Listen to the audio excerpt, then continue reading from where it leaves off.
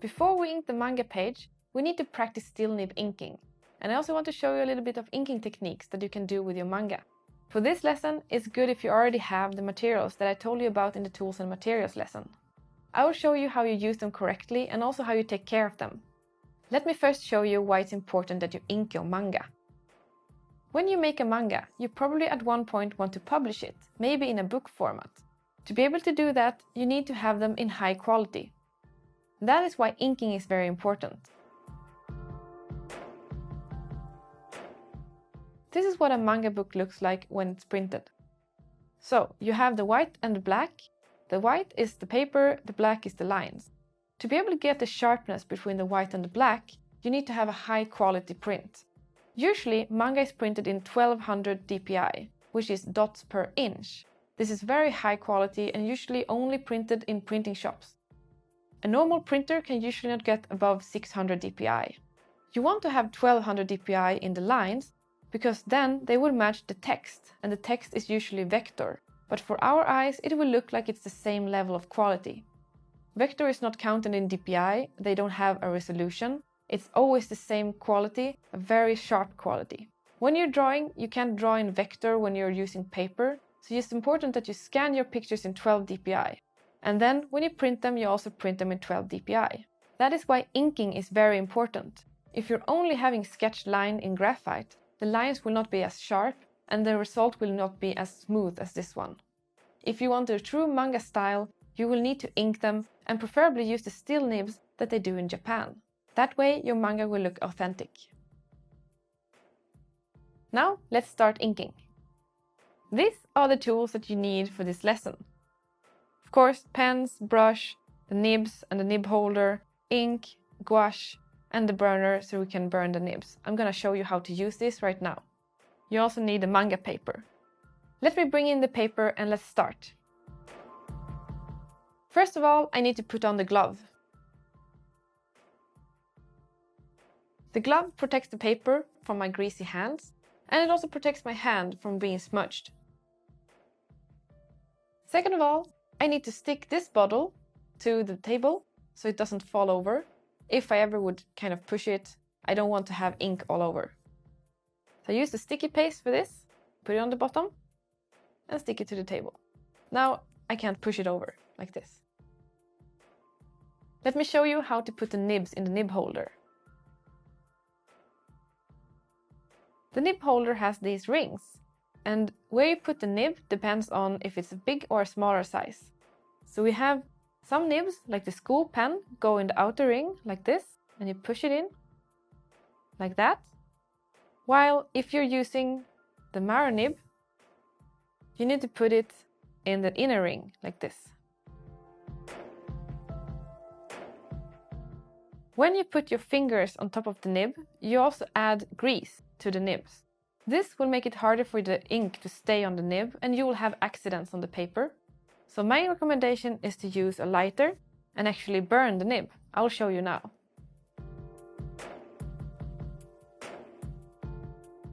Just some few seconds is enough to get rid of the oil and the greasiness on the nib. This way the ink will stick to the nib better. Before I start inking, I want to show you some pre-mades to talk about different kind of lines.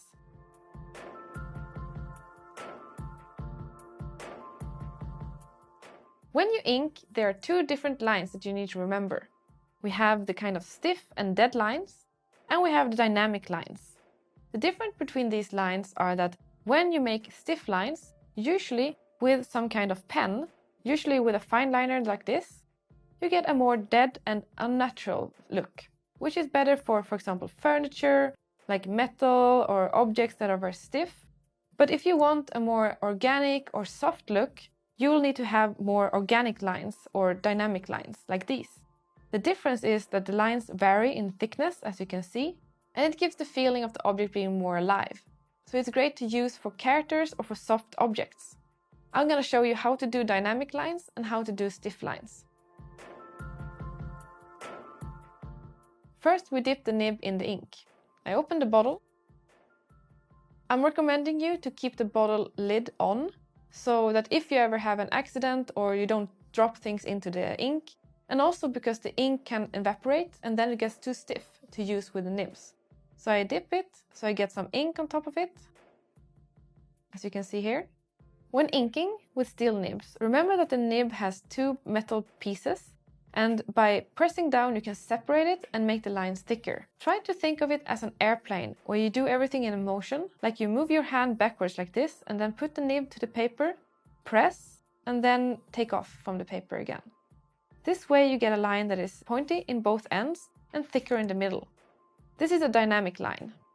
Different nibs give you different dynamic lines. Some give you thicker and more dynamic lines, but the Maro pen is more thin, so it will give you more thin and pointy lines.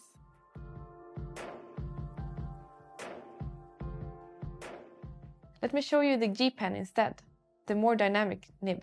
When removing the nib, I use some tissue paper so I don't put more grease on the nib. This is also important when you actually not use the nibs, to clean it off correctly and not have any ink left. Any ink pieces that are left will be just a mess in the future when you want to ink with the nib again. Let me put in G pen instead.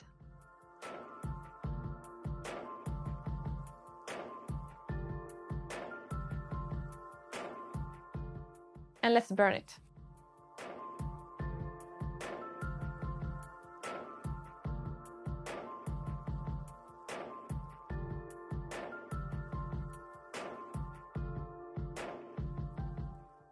The G pen gives much more dynamic lines.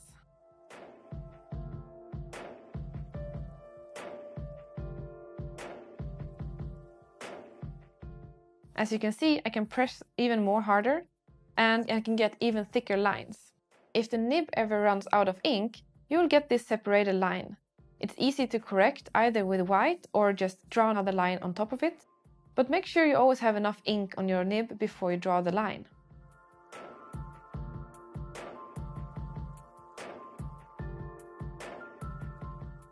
My recommendation is that you draw all characters and all organic things with nibs. If there's anything made out of metal or glass or something other material like that, try to use the fine liners instead, or try to use the nibs in a very stiff way so you don't make too much dynamic lines on them. The third one is school pen. It's a little bit in between the Maro and the G pen. Let me show you.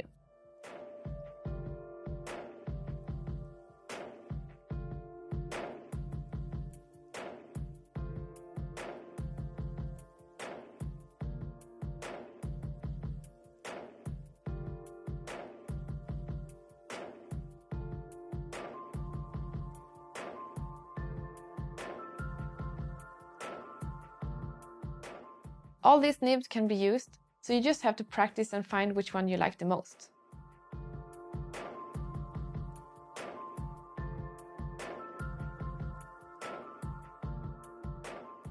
Let me show you with a fine liner the difference between the lines. This line is even and always the same thickness. That means it's easy to draw things that are very stiff or unorganic, while these lines always vary in thickness when you use the pressure. That is why I also recommend you to use these fine liners when you draw, for example, the panels on the page, only the outline of the panel. Usually, when you start using steel nibs, you'll find yourself having a lot of trouble. I'm going to tell you some tips about this. First of all, if you haven't burned them, you will notice that the ink just runs off. So first of all, make sure you burn them, and you can also continuously burn them now and then if they stop working. Another thing that might work is that you actually clean them with a tissue or even with some water and saliva. Don't leave them in water because they might rust. Another tricky thing might be that the ink runs out too quickly when you draw the line. This might be because the ink is too dry. If you have a certain kind of ink that might be more dry, then maybe you should find a more flowy and watery ink so that it fits with your nibs. Practice inking with different materials to find the right combination. It's all about finding the right paper, nib and ink, and if you don't have the right trio, then it's gonna be really hard to ink with steel nibs. One thing that is really cool in manga is speed lines. I'm gonna show you how to do speed lines. For this, we need a ruler. The ruler has one side that has this elevated edge, where you have more space when you put it towards the paper. So if you put it towards the paper with this elevated edge up, so you have some space, It's going to be good for using for speed lines, because if you make the nib touch both the paper and the ruler at the same time, there's a risk you'll have ink going under the ruler and making a mess. So I'm going to show you how to do it the correct way.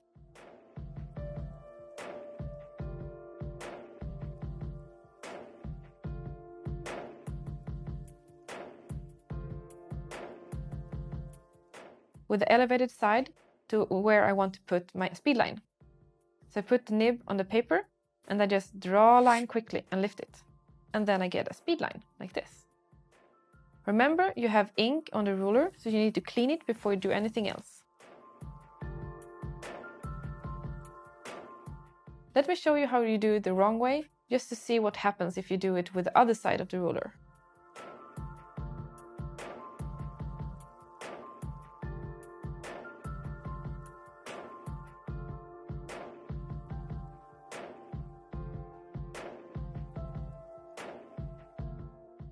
This is what happens.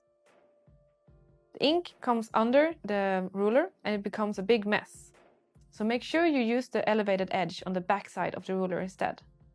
This is a bad line and this is a good line. When you make speed lines, you need to know where the speed lines should go, towards the center. So we'll just make a small dot with a pen like this to make a center. I'm gonna make some speed lines towards this center. I need more ink.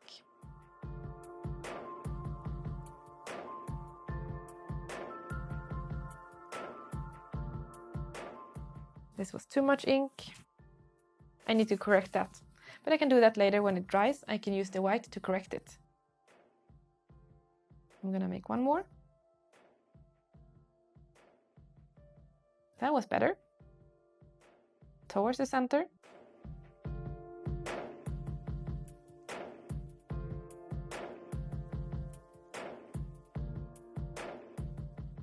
Now you can see that all these lines go towards the center. For example, a face or an eye or a movement. It's a great way to emphasize things, for example, in an action scene. Don't forget to clean your ruler when you use it, so you don't get ink everywhere.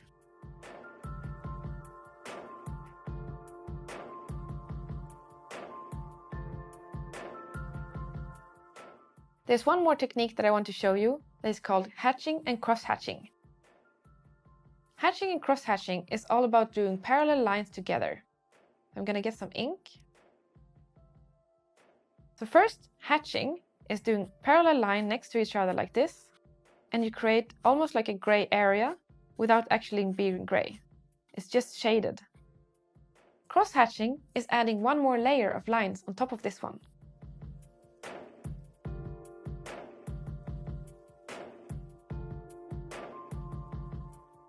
This way, you can just keep on adding layers to create, for example, gradients.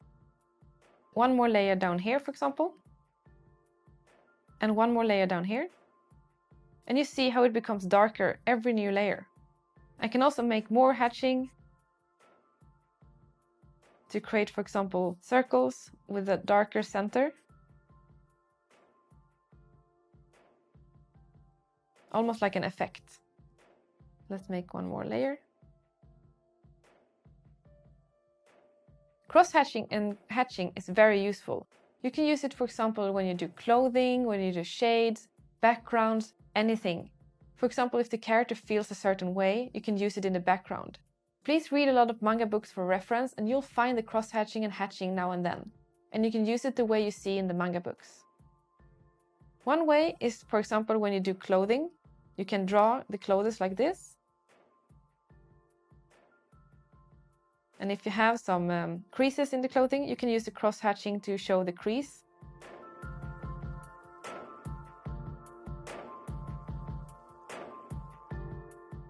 Or if you have, for example, a manga eye,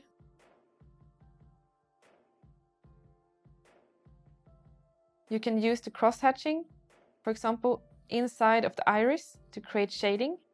So we have the iris here and the pupil. And inside you can create shading by using cross-hatching from the top to bottom, like this, and darker on the top.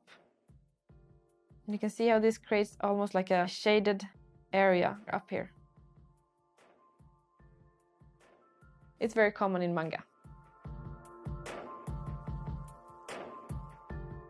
let me show you some techniques for sound effects as well. For this, I use the broader pen. You can make text with broader pens, for example, like this one, really broad pen. It's great for making, for example, big sound effects like crash.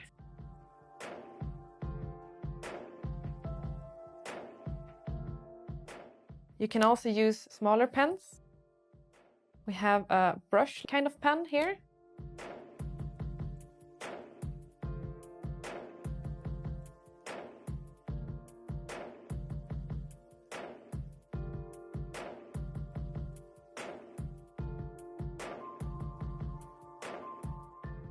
Most sound effects in comics actually just text. So practice drawing text in different ways and using pens that already have kind of a texture or give this kind of rough edges. It's very common in manga that sound effects are made by hand with just special pens or markers. Let me show you what you can do with white. This is really cool. So first of all, you can use a gel pen to correct things. Like this line here that I wanted to correct, I can use the gel pen and just fix it up as it is to make it a little bit more pointy. If the gel pen smudges with the ink, it's because the ink is not dried enough. So maybe you need to let the ink dry a little bit more. I think the ink is a little bit too wet still.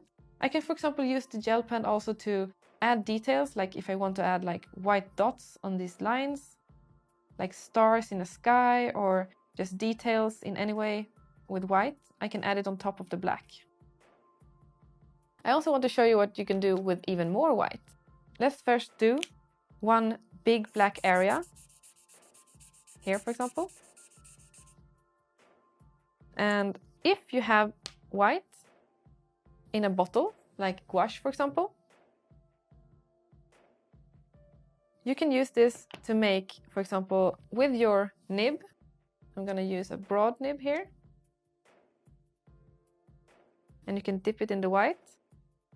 And you can draw on top of it with ink. It works with ink or gouache, but you can draw like details with it.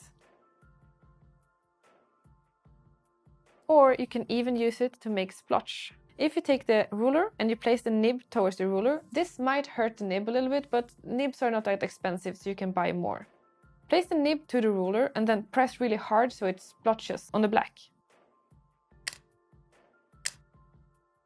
You can get some effects of ink just drying in one spot. Let's get more.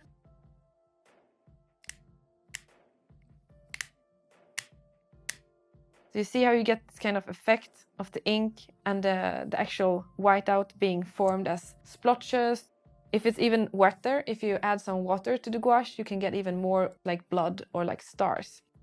You can do this with black as well to create, for example, a blood or splatter pattern. So I'm going to add a lot of ink to my nib.